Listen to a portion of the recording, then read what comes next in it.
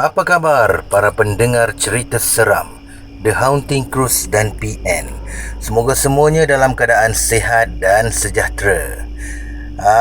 Okey, tak lupa juga Brother Fai ingin mengucapkan salam Ramadan Al-Mubarak kepada para pendengar yang beragama Islam. Baiklah saudara, pada malam ini Brother Fai akan kongsikan lagi kisah pengalaman daripada Mat P. Ini adalah kali kedua Brother Fai kongsikan pengalaman Mat P ni, dan Brother Fai telah menghubungi beliau untuk meminta izin untuk ceritakan pengalaman Mat P ni di dalam channel inilah. Jadi Mat P telah memberi keizinan kepada Brother Fai untuk kongsikan pengalaman dia ni lah. Okey, untuk pengalaman Mat P yang kedua ni adalah mengenai security ladang getah.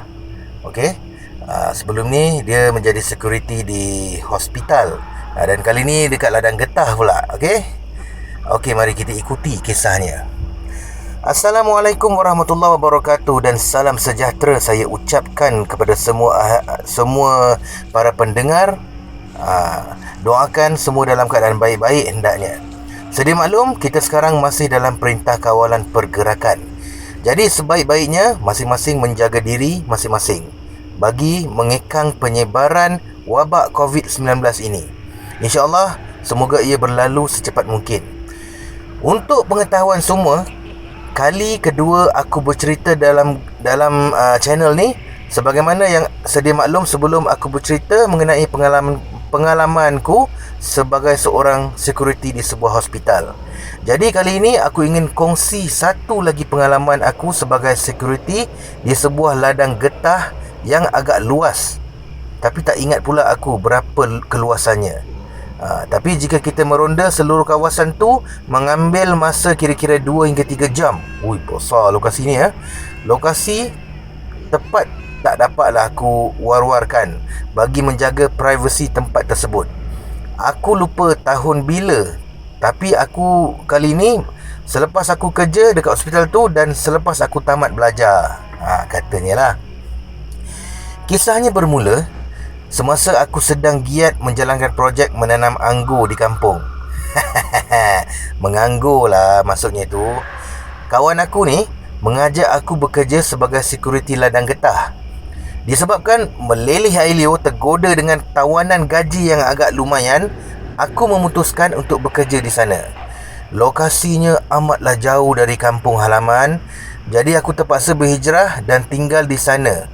Dan dikabarkan disediakan tempat tinggal. Mula-mula aku sampai, terkejut aku. Rupanya tempat tinggal tu hanya sebuah kemah di dalam ladang getah, jauh dari orang ramai dan juga jalan raya. Aduhai.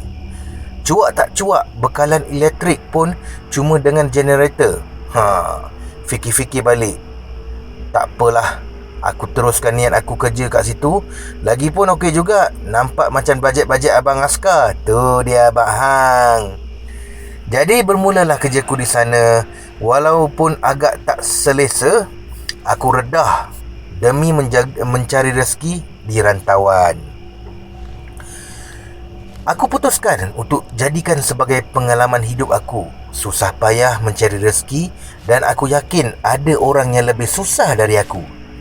Tugas aku menjaga kawasan ladang tersebut daripada diceroboh dari orang luar. Memandangkan ladang tersebut telah dibeli oleh satu pertubuhan kerajaan yang mana sehari dua ni agak sibuk carian laman webnya. Okey, tutup mulut kawan. Siapa Di keseluruhan kawasan ladang tu ada 4 pos kawalan, di mana setiap pos seorang anggota bertugas. Boleh bayang tak macam mana duduk sorang-sorang dekat pos tu dalam ladang getah yang dah lama ditinggal dan memang tiada sebarang aktiviti menoreh dan sebagainya. Sorang-sorang di sana, tak kira siang atau malam. Tapi aku orang baru hanya ditugaskan untuk shift siang dulu. Nyamuk tak payah cakap lah, berbulu dekat badan. Terpaksalah aku buat unggun api buat alau nyamuk. pakai ubat nyamuk memang tak jalan lah. Nyamuk gelak aje. Hanya bertemankan radio handset. Yelah, masa tu mana ada grup WhatsApp bagai. Lagipun aku tak mampu nak beli telefon canggih lagi nak layan Facebook. Tapi kami dibekalkan walkie-talkie seorang satu untuk berhubung. Kami diarahkan untuk melaporkan keadaan semasa pada pegawai setiap 3 hingga 5 minit sekali. Naik serak suaraku. Teruk kan? Tapi itulah, bukan saja-saja buat macam tu, tapi bertujuan untuk memantau keselamatan dan pergerakan kami di setiap pos. Lupa nak bagi tahu, setiap shift tu akan ada 2 anggota ronda, 1 pegawai biasa, 1 lagi yang bersenjata. Mereka ni lah yang jadi runner untuk beli makanan kami. Tak kiralah sarapan, makan tengah hari dan juga makan malam. Setelah beberapa minggu aku bekerja, akhirnya kami dapat sebuah rumah dalam ladang tu. Rumah lama macam reka bentuk Inggeris gitu. Muatlah untuk kami beberapa belas orang yang stay dekat situ lah. Kami kemas gotong royong ramai-ramai, dan pihak syarikat telah menyediakan kelengkapan seperti katil, tilam, dapur dan sebagainya. Lega rasanya. Barulah selesa sikit. Tapi jeng malam pertama. Oi, bukan aku kahwin lah, tapi malam pertama kat rumah tu aku kena tindih waktu aku tidur. Bila aku sedar, aku sempat nampak lembaga hitam besar berlalu pergi. Takut betul aku masa tu. Mau tak takut, dengan suasana dalam ladang tu dah macam hutan. Macam itulah kan. Keesokan harinya, aku beritahu pegawai dan anggota lain apa yang aku alami, dan kami putuskan untuk buat solat hajat. Malam kedua, kami solat hajat kat rumah tu, dan aku rasa okey sikit lah nak tidur. Sampailah ke pagi. Tapi bila kami berkumpul untuk masuk tugas, ada salah seorang berbangsa India hilang. Betul lah, aku pun tak perasan kat rumah tadi. Kalut kami masa tu.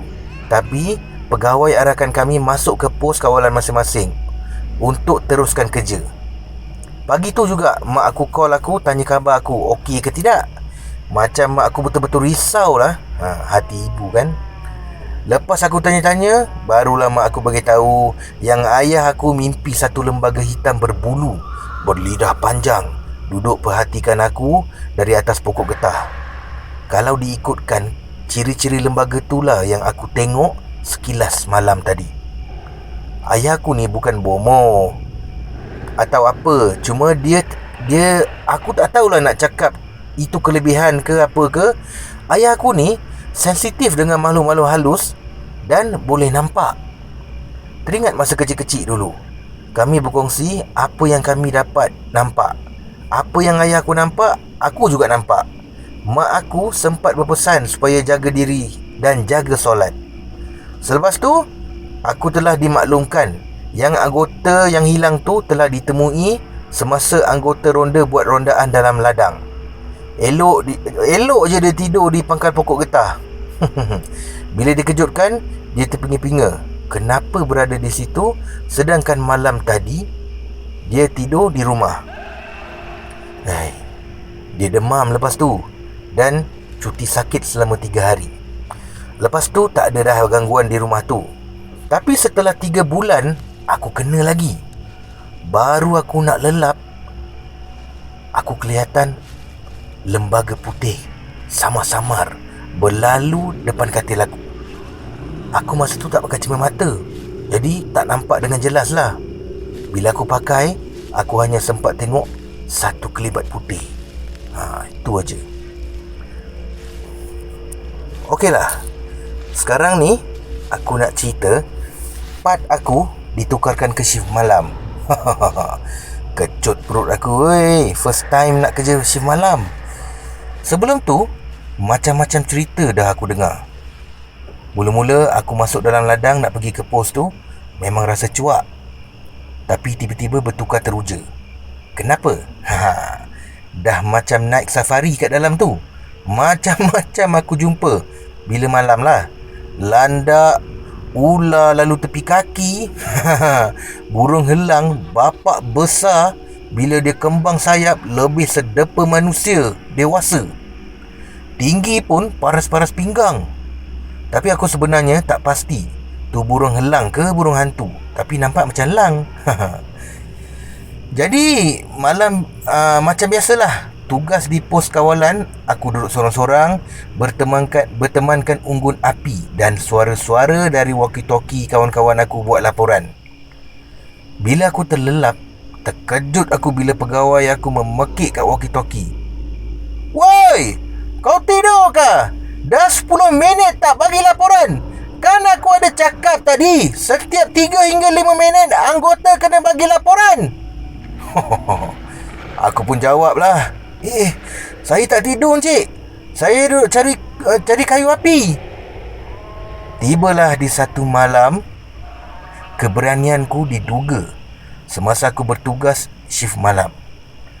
Sayup-sayup, aku terdengar bunyi macam ada sesuatu berlari dalam semak.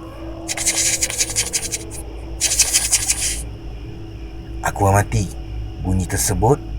Makin lama, makin dekat. Tiba-tiba, dalam jarak 50 meter, aku nampak seorang perempuan sedang berlari. Aku slow-slow ikut perempuan tu. Tapi pelik juga aku. Dari mana datangnya perempuan ni tengah-tengah malam pula tu? Aku maklumkan pada pegawai aku melalui walkie-talkie. Beliau menghalang aku dari mengejar perempuan tersebut. Aku ni tertanya-tanya juga, kenapa? Kenapa? Setengah jam kemudian, pegawai aku sampai di pos aku. Dia ceritakan hal sebenar dan menasihati aku. Sebenarnya tu bukan manusia, katanya. Entah betul atau tidak info tu, tapi ada kabar angin yang di situ. Dulu-dulu ada mayat wanita mangsa rogol dibuang di situ sebelum ladang getah tersebut bertukar hak milik. Tak tahulah sahih ke tidak, tapi begitulah. Seram sejuk aku. Sorang-sorang bertugas kat situ pula tu. Takut memang takut. Tapi aku putuskan, sebelum aku dapat kerja yang lebih baik, aku akan stay kerja kat situ. Sebelum aku ditugaskan meronda, aku dah dengar macam-macam cerita lah. Kenderaan 4x4 yang diorang guna terlanggar pokok tumbang lah. Bila turun cek, tak ada pula. Ada yang jumpa orang duk menoreh. Bila diorang mendekat, benda tu menghilang. Lalu tibalah pengalaman aku ikut meronda bersama seorang driver dan anggota bersenjata. Malam tu sunyi macam biasa. Hanya bertemankan lampu menyuluh jalan. Mata melilau memerhati persekitaran. Tiba-tiba, boom! Kami jatuh ke gaung. Rupa-rupanya kami telah lari dari trek sebenarnya, sedangkan kami betul-betul pasti berada atas jalan. Entahlah. Yang penting kami selamat dan kenderaan hanya ada kerosakan kecil saja. Pernah juga aku tengok berbola api berterbangan dari jauh di celah-celah pokok getah dan makin mendekat dengan aku.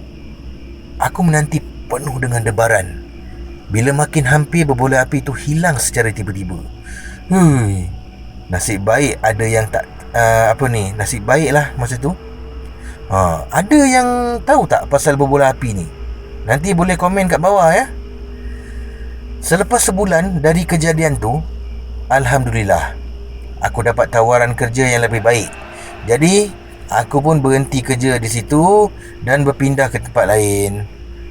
Memang perit pengalaman aku di situ, tapi aku jadikan pengalaman hidup yang tak ternilai dan tak boleh dibeli dengan wang ringgit.